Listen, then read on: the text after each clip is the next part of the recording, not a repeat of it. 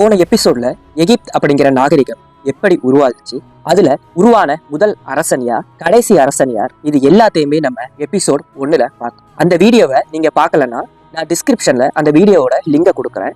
நீங்க அதை போய் பாருங்க. பார்த்துட்டு வந்து இந்த வீடியோவை பாருங்க. அப்படி பார்த்தீங்கன்னா உங்களுக்கு ஈஸியா புரியுற அளவுக்கு இந்த வீடியோ உங்களுக்கு அமையும். இந்த வீடியோல எகிப்தோட அடையாளமா இருக்கிற பிரமிட் எதுக்காக கட்டப்பட்டுச்சு அப்படிங்கிறத நம்ம ரொம்ப தெளிவா பார்க்க போறோம். அதனால வீடியோவை ஸ்கிப் பண்ணாம ஆரம்பத்துல இருந்து முடிவு வரைக்கும் கிளியரா பாருங்க. நிறைய புதிய புதிய தகவல்கள் உங்களுக்கு தெரியலாம். தொடர்ந்து எப்பவும் சொல்ற மாதிரி தான் நம்மளோட சேனலை சப்ஸ்கிரைப் பண்ணிக்கோங்க, பெல் ஐக்கானை கிளிக் பண்ணிக்கோங்க, உங்க ஃப்ரெண்ட்ஸ் அண்ட் ஃபேமிலிக்கு மறக்காம ஷேர் பண்ணுங்க. இந்த வீடியோக்கையும் ஒரு லைக்கை போட்டுருங்க. வாங்க நம்ம திரும்பவும் எகிப்துக்கு பயணம் செய்வோம். Welcome to reading of history.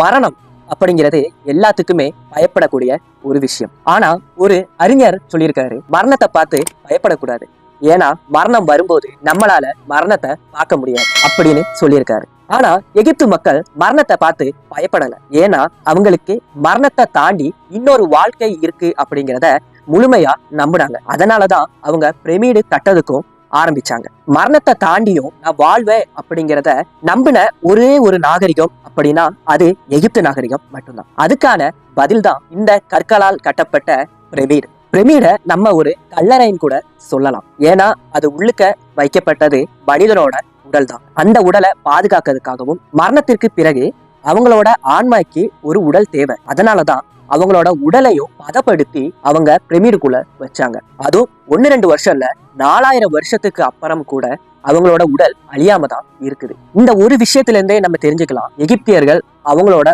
உடலை பதப்படுத்துறதுக்கு எந்த அளவுக்கு அவங்க அதை கவனமா கையாண்டிருக்காங்க அப்படிங்கிறத நமக்கு தெரிய வரும். உடல்ல இருக்கக்கூடிய மூளை, இருதயம், கல்லீரல், குடல், இது எல்லாத்தையுமே அவங்க செப்பரேட்டா ஒரு ஜாடியில அடைச்சு வைக்கிறாங்க. ஏன்னா இது மரணத்துக்கு பிறகு இந்த முக்கியமான உறுப்புகள் அவங்களுக்கு தேவைப்படும். அதற்கு அப்புறமா இந்த உடலை அவங்க பதப்படுத்துறாங்க.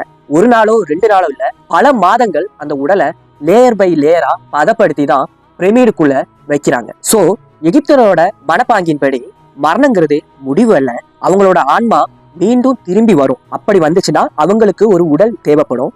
அந்த உடல் தான் பாதுகாப்பா இருக்கணும் அப்படின்னு சொல்லி உடலை மம்மியாக மாற்றி பிரமிடுக்குள்ள வச்சு பாதுகாத்தாங்க. அந்த பிரமிடு தான் காலத்தால கூட அழிக்க முடியாம உலக அதிசயங்கள்ல ஒன்னா இப்பவும் நம்மளால அதை பார்க்க முடியுது. இந்த பிரமிடோட பயணம் எப்ப தொடங்கிச்சு அப்படின்னா, ஆரம்ப காலகட்டத்துல மஸ்தப்பா அப்படிங்கிற ஒரு சமதள கல்லறை தான் இவங்க உருவாக்குறாங்க. அந்த உருவாக்கத்துல அரசர்களோட உடல்களை அந்த மஸ்தப்பா அப்படிங்கிற கல்லறையில தான் பதப்படுத்தியிருக்காங்க. காலப்போக்குல அரசர்கள் அவங்கள கடவுளோட பிரதிநிதி அப்படிங்கிற ஒரு எண்ணத்துக்குள்ள வந்தாங்க. அதனாலதான் அவங்களோட எண்ணம் எப்படி உயர்ந்துகிட்டே போச்சோ அதே மாதிரி பிரமிடோட உயரமும் கூடிக்கிட்டே போச்சு. அதுக்கப்புறமா தான் அவங்க படிக்கட்டு வச்சு பிரமிடுகளை உருவாக்க ஆரம்பிச்சாங்க. இப்ப வரைக்கும் பிரமிட்ல கண்டுபிடிக்கப்பட்ட எல்லா உடல்களுமே ஒரு அரசர்களோடது, ஒரு பிரபலமான நபரோடது அப்படின்னு தான் கண்டுபிடிச்சிட்டு இருக்காங்க. அது நம்ம எப்படி தெரிஞ்சுக்கலாம் அப்படின்னா, பிரமிடுல அவங்களோட உடலை சும்மா ஒன்றும் வைக்க மாட்டாங்க. அந்த உடலுக்கு மேல வரக்கூடிய ஒரு பாக்ஸ், அந்த பாக்ஸுக்கு மேல இன்னொரு பாக்ஸ், இப்படி 3 அடுக்கு 4 அடுக்கு அளவுல தான் பாக்ஸுகளை வச்சு அவங்கள அடக்கம் பண்றாங்க. அந்த பாக்ஸ் எல்லாமே தங்கத்தினாலையும் உலோகங்களாலையும் செய்யப்பட்டு இருக்கு. இதை வச்சு அவங்க அரசர்களா இல்ல அடிமைகளா இல்ல ரொம்பவும் கீழ் சார்ந்தவங்களா அப்படிங்கிறத ஈஸியா கண்டுபிடிக்க முடியும். பிரமிடு வெறும் கட்டிடம் மட்டும் இல்ல, வெறும் உலக அதிசயத்துல ஒண்ணு மட்டும் இல்ல, அது ஒரு கணித தீர்வு அப்படிங்கிறது ஆராய்ச்சியாளர்களோட கூற்று.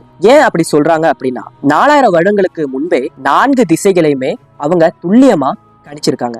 அதாவது கிழக்கு, மேற்கு, தெற்கு, வடக்கு, இப்படி 4 திசைகளையுமே அவங்க கண்காணிச்சு பிரமிடை கட்டியிருக்காங்க. இன்னைக்கு இருக்கக்கூடிய கருவிகளால கூட இந்த அளவுக்கு துல்லியமா கணிக்கவே முடியாது. எகிப்தியர்கள் வானத்தையும் ரொம்ப அழகா கவனிச்சு நட்சத்திரங்கள் போயிட்டு வரக்கூடிய திசையும் சூரியன் உதிச்சு மறைகிற திசையும் இது எல்லாத்தையுமே காலத்தால அளந்து அதன் மூலியமா தான் பிரமிடை கட்டியிருக்காங்க. இதனாலதான் அறிவியலாளர்கள் எல்லாரும் சொல்றது எகிப்தியர்கள் கணிதத்துல ரொம்பவும் தேர்ச்சி பெற்றவர்களா இருந்திருக்காங்க.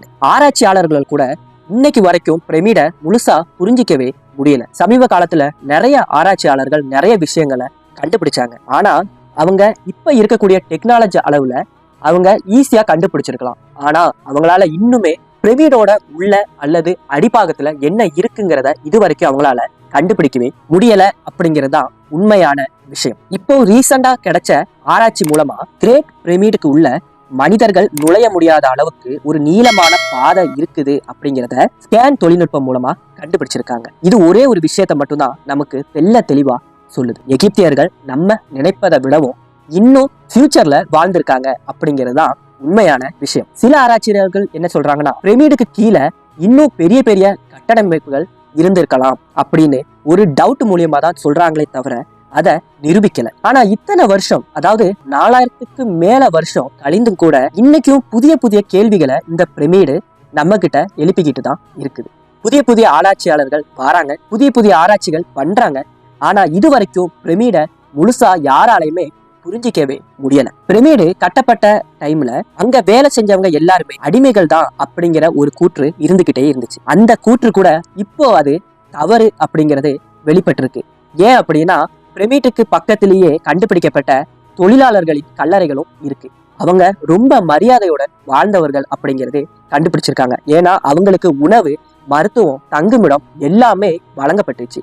அப்போ இந்த விஷயத்துல இருந்து நம்ம என்ன தெரிஞ்சுக்கலாம்னா, பிரமிடு கட்டுறதுக்கு வலுக்கட்டாயமா யாரையுமே கூட்டு வந்து கட்ட வைக்கல. அவங்களும் இது ஒரு நம்பிக்கைக்குரிய செயல். இந்த பிரமிடு கட்டுறது அவங்களோட கடமை அப்படிங்கிறத அவங்க நினைவு கூர்ந்து அவங்க வேலை செஞ்சிருக்காங்க. இது எல்லா விஷயத்தை விடையும் மிகவும் சிறப்பான ஒரு விஷயம் என்னன்னா, அந்த காலத்துல அவ்வளவு பெரிய பிரமிடை அவங்க கட்டும்போது இயற்கைய எந்த அளவுலையும் அவங்க அழிக்கல. இதுதான் உண்மை. ஏன்னா ஒவ்வொரு கல்லும் பல டன் எடையோட தான் இருந்திருக்கு. அந்த கற்களை எல்லாத்தையுமே அவங்க நைல் நதி மூலமா கொண்டு வந்திருக்காங்க. இது அறிவியல் மூலமா நிரூபிக்கப்பட்டிருக்கு. இந்த பிரமிடும் இயற்கைய சூழ்ந்துதான் அமைக்கப்பட்டிருக்கு. அதாவது இயற்கைக்கு ஒத்ததா அமைக்கப்பட்டிருக்கு. ஏன் இப்படி சொல்றோம் அப்படின்னா, பிரமிடோட அடிப்பகுதி பூமியிலையும் அதோட உயரமான பகுதி, அதாவது ஒரு கூம்பு வடிவத்துல இருக்கக்கூடிய பகுதி வானத்தையும் நோக்கி இருக்கு. இது அவங்களோட நம்பிக்கைய குறிக்கிறதா இருக்குது. அதாவது அந்த உச்சி பகுதி அவங்களோட கடவுளை நோக்கி இருக்கிறதாட்டு அவங்க கருதி இருக்காங்க. சூரியன் உதிக்கும் போது அதனோட ஒளி பிரமிடு மேல விழும்.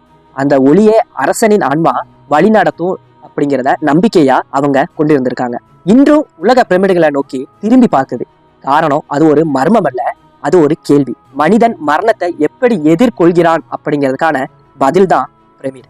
ஆயிரக்கணக்கான ஆண்டுகளுக்கு பிறகும் கூட விஞ்ஞானிகளால அது உள்ள என்ன பாதைகள் இருக்குது, என்னென்ன வசதிகளோட இருந்திருக்காங்க அப்படிங்கிறத கண்டுபிடிக்கவே முடியல. இந்த இடத்துல இன்னொரு முக்கியமான கேள்வி நமக்கு எழும்புது. இத்தனை பெரிய திட்டத்தை செயல்படுத்தியது யார்? அந்த சமூக அமைப்பு எப்படி வேலை செஞ்சிச்சு? அந்த மனிதர்களின் வாழ்க்கைய, அவர்களின் உழைப்ப அவர்கள் யாருக்காக இதை கட்டினார்கள்? இந்த கேள்விக்கான பதில் எல்லாத்தையும் நம்ம எபிசோட் 3ல பார்க்க போறோம். இப்போ நான் கிளம்புறேன். எபிசோட் 3ல உங்களை நான் சந்திக்கிறேன். மறக்காம நம்மளோட சேனலை சப்ஸ்கிரைப் பண்ணிக்கோங்க. இந்த வீடியோக்கு ஒரு லைக் போட்டுருங்க. பெல் ஐக்கானையும் மறக்காம கிளிக் பண்ணிக்கோங்க. உங்க ஃப்ரெண்ட்ஸ் அண்ட் ஃபேமிலிக்கு மறக்காம ஷேர். நன்றி, வணக்கம்.